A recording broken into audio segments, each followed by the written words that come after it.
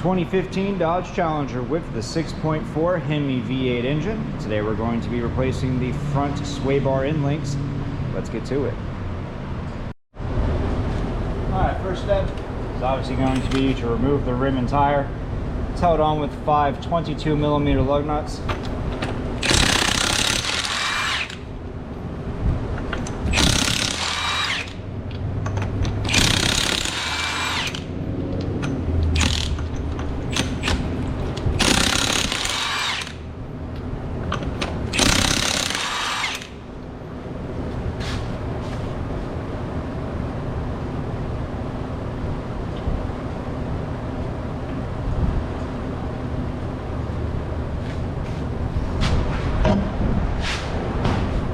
Now you can see your sway bar end link right here, and the other bolt is right down here.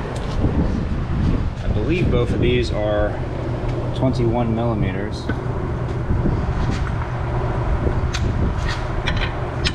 Yep, 21mm. Let's see if we get lucky with how to remove these. Ooh. We did. So typically, if you have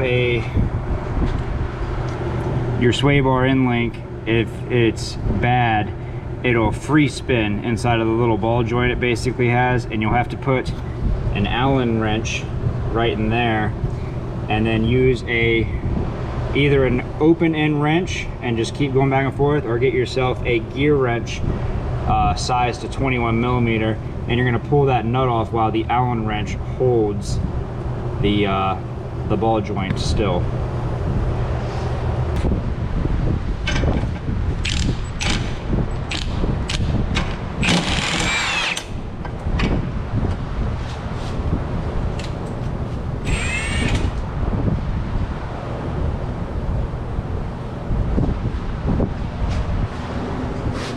Alright, and there's your sway bar end link. Now this one's in pretty good shape. The one on the other side is popping whenever he was hitting a bump, so that's why we're replacing these. Now, my only recommendation when replacing your sway bar end links is to get one that has the internal nut. This is a little nut where you can put a wrench to hold the ball joint from spinning, so you can take these nuts off and install them easily.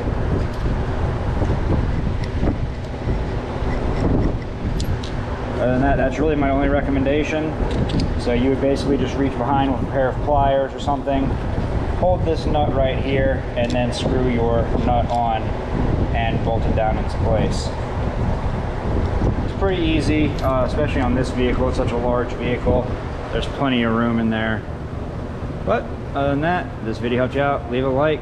Don't forget to subscribe. We'll see you next time.